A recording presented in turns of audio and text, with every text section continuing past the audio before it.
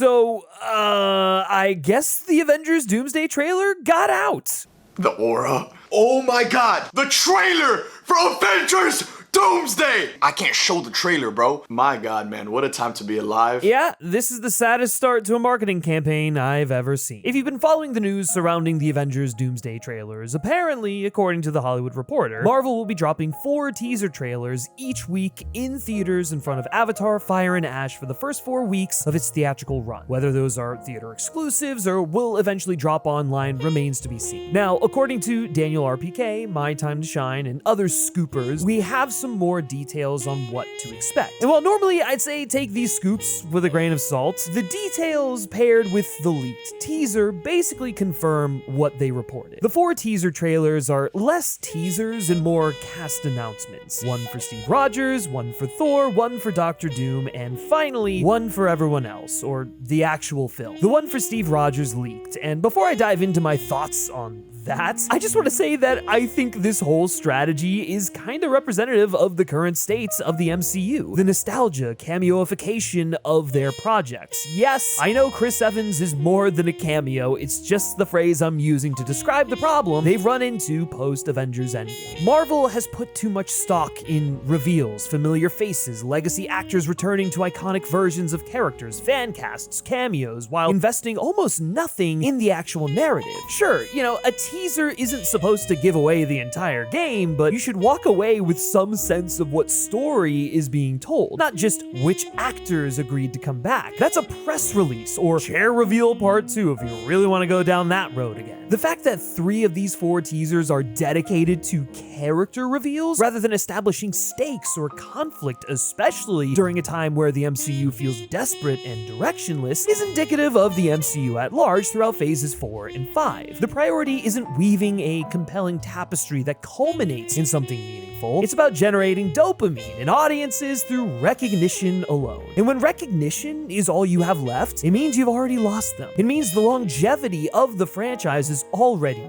dead. And goddamn, if this is the thing that finally causes the superhero bubble to burst, then so be it, because they've kind of done it to themselves. Look, none of what I'm saying is new. If you followed me for any point in time, you know how vehemently against this whole idea I am. I've expressed my concern over Doomsday multiple times since the announcement of Robert Downey Jr.'s casting as Doctor Doom, but each subsequent announcement only further validates my concerns. It proves that Kevin Feige and co. really don't have much faith in the future of this universe and the chance for it to survive past the 2020s. Hence why they're speedrunning a legacy sequel, using it more as a desperate last gasp, a break glass in case of emergency strategy. And guys, everyone sees it for the ploy it is. No one, and I mean no one, even normies that I talk to who enjoy watching these films as just entertaining popcorn flicks, friends that I had in high school who grew up watching these movies, none of them are genuinely excited, or at least as excited as they were for MCU crossover events prior. Remember the Infinity War and Endgame campaigns and the enthusiasm those 2 movies generated? Hell, I mean, it didn't even have to be an Avengers film, just a Marvel movie was enough to get people stoked about the possibilities of expanding this universe. Not anymore. To be blunt, Marvel fucked up so bad in the handling of their franchise that they had to resort to a legacy sequel not even 10 years removed from Avengers Endgame.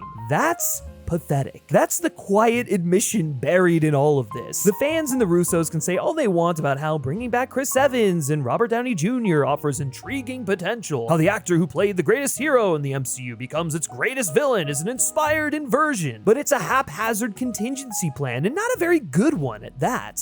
This is bad stuff. You had a movie called Endgame, that literally everyone, even most haters, admitted was a pretty satisfying finale because of the way it wrapped up the stories of the MCU's 2 lead characters. And now, you've effectively undone both endings with almost 0 buildup after a slow and pitiful decline. It's an admission that phases 4 and 5 were just filler. Nothing or no one of consequence introduced except for the multiverse as a cameo machine. None of it built to anything. This also admits to the audience that, yeah, there really is no new protagonist or set of protagonists in the MCU at the current moment. The multiverse saga's protagonist problem is a criticism that's floated around for years now, and the Doomsday marketing and creative decisions prove that. Not a single breakout star emerged from this era. The new characters aren't even background players at this point. They're seat warmers. That's not to say certain characters didn't have potential. Audiences clearly responded to the Fantastic Four, Shang-Chi, Doctor Strange, Wanda, and Vision, though 3 of those are just holdovers from the previous era, but you get my point. But there's been no follow-through with progressing their stories. Shang-Chi was a hit, and yet it's been 4 years since we last saw him in anything in the MCU. I'm not even talking about a Shang-Chi 2, just literally pop up at any point.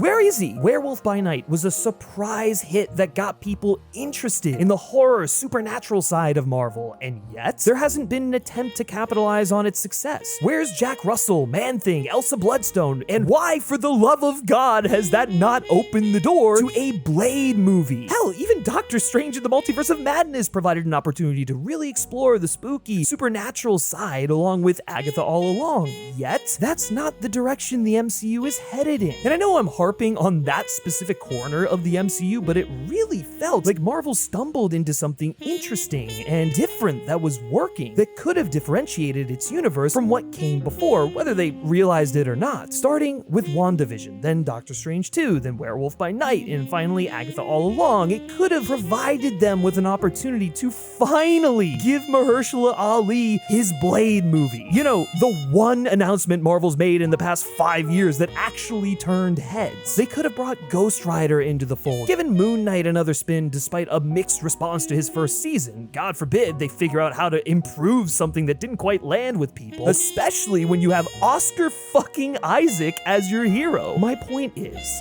they didn't give these things a chance. They didn't take advantage of the horror genre's prominence and popularity amongst younger viewers, creating a next generation of Marvel fans. I mean, Mephisto's a joke at this point. It's insane he was introduced in a fucking Ironheart series, but he's something you could have built to as your big bad for whatever event project you wanted to do, like a Midnight Suns or something. Even Shang-Chi could have been worked into this with his ties to Doctor Strange and the mysticism and magic that enveloped that film. The signs were there. The audience was giving you feedback on what they dug in real time, and yet, here we are, knocking on nostalgia's door. Because an unceasing deluge of dog shit buried what good ideas the MCU accidentally stumbled into, nothing stuck. Everything felt like a bunch of side projects with focus-tested potential new leads, and shockingly, because it was a one and done for most of these characters, none of them became leads. And so this void existed at the center of the MCU, forcing Feige and company to regress, retreating to characters whose stories had already concluded. If we're to believe Daniel RPK, then Steve Rogers will once again be the protagonist of an MCU event film. Regardless of whether Sam Wilson still carries the Captain America mantle, making Steve Rogers the focus of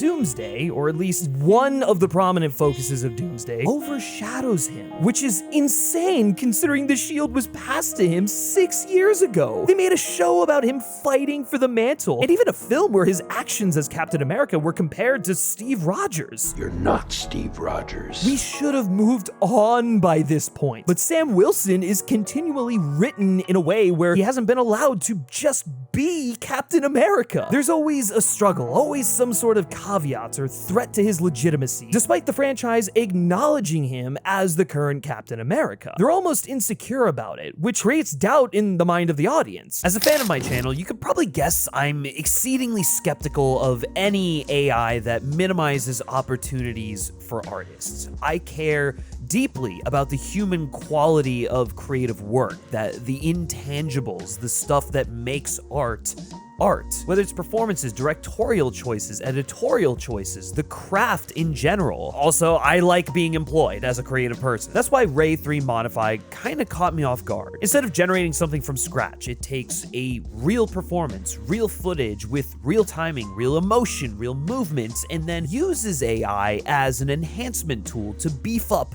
the clarity. We're not talking about like you know, putting Leonardo DiCaprio in this scene interacting with Attila the Hun. That's not gonna happen. That's stupid. No, we're talking about footage that could just use a little bit of a boost. The look may be upscaled, but the footage stays. So for instance, say you're making a video essay and using archival or stock footage, and you have the perfect clip or sound bites, and it, you know, it's only available in the quality of the leaked Avengers Doomsday trailer. Well, instead of settling for something low quality and indecipherable or feeding endless prompts like you're pulling the lever on a creative slot machine and getting, at best, a soulless imitation, Luma AI's Ray 3 Modify allows you to keep your vision intact without compromising artistic integrity. And to be honest with you, that's the part I respect. It's human-led. It helps you make actual art without the software itself trying to be the artist, which I gotta say is comforting as a creative person with rent to pay.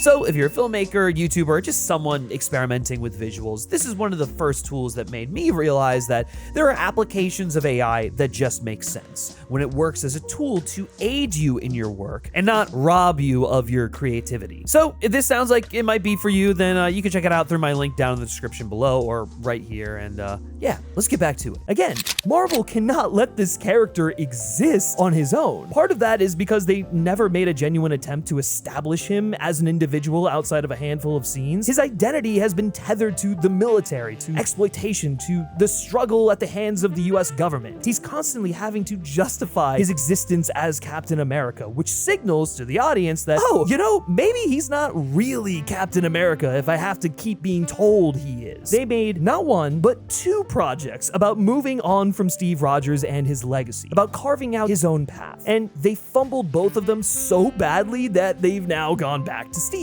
Making Steve a lead would undercut everything the saga has built toward and quite frankly disrespect Sam, who admittedly is a shit character now, but like that's because the writers and filmmakers didn't know how to write him. They still don't. So they not only fucked up his character and didn't even try to remedy it, but they realized they fucked up and then said, oh well, guess the naysayers were right. There's only one Captain America and it's Steve Rogers. I get Steve won't actually be Captain America in the film, but regardless, his inclusion in this capacity signals to the audience that the real Cap is back. That's the message being sent here. Instead of rolling with the punches and trying to find interesting ways to make a character like Sam work, to find writers that actually want to treat him as a character and not an after-school special, they abandon ship. It's cowardly, man. But all of that aside, here's the frustrating part. I genuinely think it's an interesting idea to explore the repercussions of Steve's ending as a plot device. If they had, you know, introduced it at the start of the multiverse saga. One selfish act, one that audiences were previously made to feel was a richly deserved reward for a life of service, triggered a fissure in the fabric of time and space, is interesting on paper. They just had the idea 5 years too late. I mean, it's probably one of the most hotly debated elements of Endgame in that it seemingly clashes with the film's previously established rules regarding time travel. But like, this is so out of nowhere. I mean, I think we all knew that Steve Rogers was probably gonna come back in some capacity. I would hope like a minor capacity, but still, in the context of the ongoing narrative, it just is so random. The whole saga should have been about everyone else having to deal with the ramifications of Steve's actions and a world without the Avengers. That's actually why Thunderbolts is arguably the best post-Endgame film. It was in direct conversation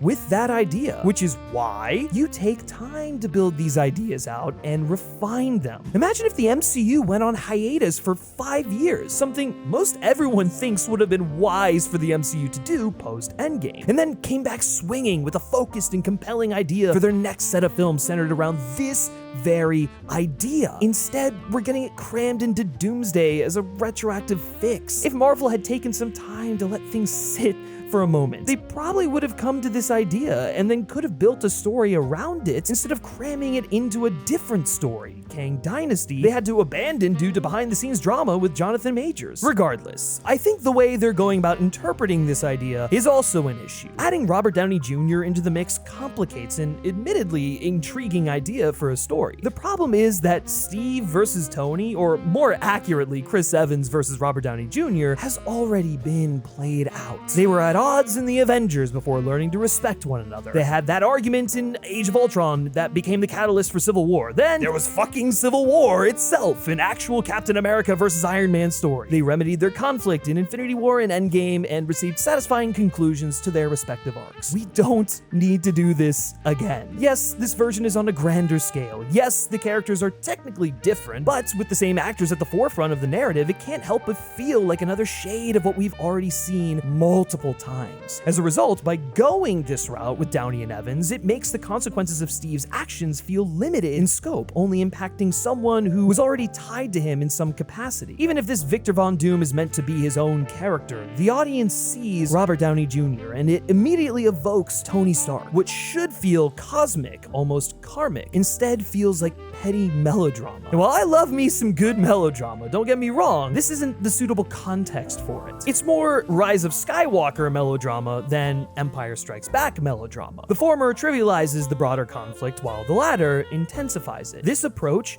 shrinks the universe, almost cannibalizing it. Tying characters to other characters and events can help make them feel like part of a bigger world, and then taking those characters who you're already connected to, the wider world, in this way, and giving them even more points of connection starts to have the inverse effect. It shrinks things, makes the world feel insular. You simply cannot keep playing that card. Look at fucking Star Wars. It's why Luke being Vader's son works, but making Rey, Luke's mentee and his nephew's love interest, also Palpatine's granddaughter, doesn't. It's just too much. Connecting characters is fine, but you have to do it in moderation and with clear motivation. Making everything in the MCU amount to a perpetual struggle between Steve Rogers and Tony Stark makes the universe feel tiny and trivial. Comics and their universes don't solely orient around one or two characters. Even Superman and Batman, by far the most popular in DC's canon, aren't constantly in the crosshairs of every crossover event. I really hate to make a comparison, but like that's actually part of why Zack Snyder's Justice League worked so well. It put Cyborg and Flash at the center, two characters who hadn't had films prior, and made them the heart. It expanded the universe rather than collapsing it back in on itself. So I don't know what's going on over at Marvel, but as we were editing this, another teaser leaked. Actually, I'm sorry, not just one, but two teasers. One for Thor's trailer for Avengers Doomsday, and then also one for Spider-Man Brand New Day. Now, we're not gonna go into the Brand New Day trailer just because I think it's better to just wait until that one comes out so we can break it down properly. But more importantly, we have the Thor teaser. And while we didn't actually get visuals accompanying it, we do have the leaked audio, which I mean, obviously we're not gonna play for you right here, but let me just read it for you. Of all the crowns, the kingdoms, the pride, I ask for none. Father,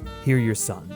I am not worthy of life, but still, I beg you to let the thread lengthen. Not for thunder, not for war. Let me remain long enough to see my love once more. Fuck, dude, that's some heavy shit.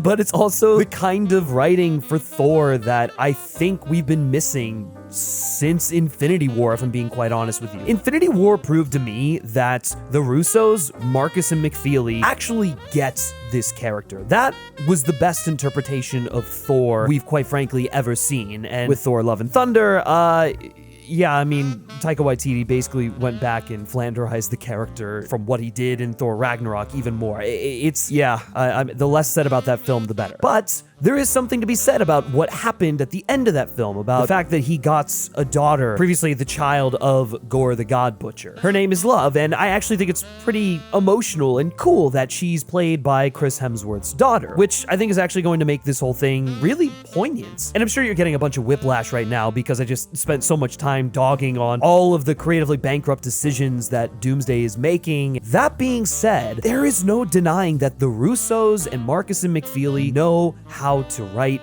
Thor. And just with this leaked audio of the teaser, it reminded us of the power of that character and the gravitas Chris Hemsworth brings to the role, and why what Taika Waititi did to the character was so abysmal. So, I mean, regardless of whether or not this movie's good or not, I think we can assume that Avengers Doomsday is going to offer us a really great depiction of Thor. So, I mean, you know, at least there's that. Look, guys, I'm just trying to be optimistic where I can here. Now, allegedly in this teaser, Thor is wielding his Stormbreaker axe, which the last time we saw that being used was wielded by Love, his daughter. So with him wielding it in this trailer, we can assume that his daughter is missing, either abducted by Dr. Doom or, God forbid, died or something like that. I don't think that's necessarily going to be the case, but something has happened where he's begging to see his daughter again in some way, shape, or form, which, to the Russo's credit, seems to be tying into that post-credit scene we saw at the end of Fantastic Four, where Dr. Doom was seen abducting Franklin Richards. Franklin is one of the most powerful beings in the entirety of the Marvel canon, and so clearly he wants him for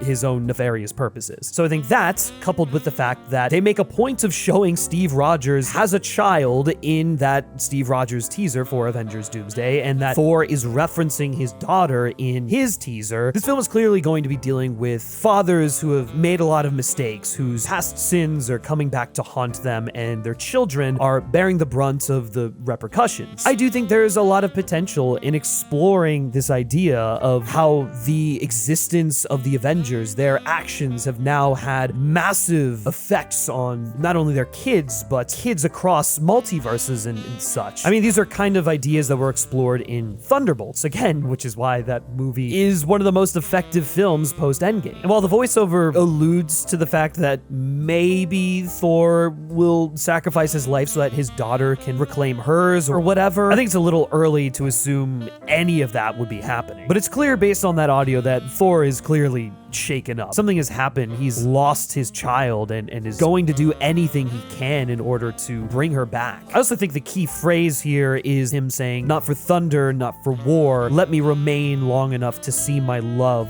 once more." I think when it comes to Thor, he's lost so much in his life, whether it's Loki multiple times, whether it's his father, whether it's Jane, the love of his life. And so the idea of him losing more seems to be too much for him to bear. So he's going to do everything he can, lay down his life if he must, in order to prevent his daughter from dying or whatever. I do think there is an interesting and topical idea about children living in the world that their parents created. Like, how do you navigate that? How do you come into your own? How do you shape your own future when the sins of your father are being passed down onto the children? Like, it just, I can see thematically what the Russos and Marks and McFeely are kind of getting at with a lot of this. I hope that even though they're bringing back all of these characters and I don't love it, that will remain the core of the story and that it'll actually make for a compelling narrative. I mean, the idea of Doomsday, a ticking clock. What are the new Avengers or the Fantastic Four? What room do they have to make a difference? What does their heroism look like at this current point in time? And then you have the Fox X-Men, right? The old guard, and are they even worthy of heroism anymore? What is their purpose? I mean, you have this entire squad that's trying to reclaim their place, prove that they're worthy of life, and then that causes them to come into conflict with the MCU stuff and Doom, and it's just, I don't know, I can vaguely see the thread that connects all of these things. I see the potential, I'm concerned. All this to say is that the Thor teaser clearly proves that, if nothing else, at least Chris Hemsworth gets some good material this go around. But perhaps the most baffling element of this entire rollout is what's missing. The Fantastic Four don't get their own trailer. Yeah, I'm sure it'll be folded into the proper trailer that drops in early January, but in a movie featuring their most iconic villain, Dr. fucking Doom, the character who has been intrinsically tied to their mythology for over 60 years of comics, the villain against whom Reed Richards has the most story, personal history, that omission is insulting to their legacy. It was bad enough when it was just going to be rushing to Secret Wars with Reed and Doom and barely establishing that relationship, and I'm sure we'll get some of it, but it's really clear what the heart of this thing is going to be. You take Reed and Doom's most iconic epic in Secret Wars and rework it so it's Steve versus Doom. Makes perfect sense. I get Marvel likes to adapt and change things so that it fits within their continuity, like what they did with Age of Ultron or Iron Man 3 or like Thor Ragnarok and Planet Hulk, but to rob Reed Richards and Victor Von Doom of their moment because you're in a desperate need to win audiences back over instead of doing the work to make us care about Reed and Doom is just sad. We'll never get this opportunity again. Maybe we don't deserve it. Honestly, I'm starting to go there. Maybe the real Secret Wars is best experienced in the panels of Jonathan Hickman's seminal work. Scratch that. Not maybe. Absolutely. While only 2 of the 4 trailers have been revealed, it kind of tells the story before the movie even does. Not the story they think they're selling, one of epic returns and multiverse-shattering stakes, but the real story underneath. A studio that ran out of ideas, retreated to what worked before, and in doing so admitted that everything they built in the years since Endgame was just killing time. The multiverse saga wasn't building toward anything. It was waiting for the old guard to come back and save it. And quite frankly, that's not a story worth watching.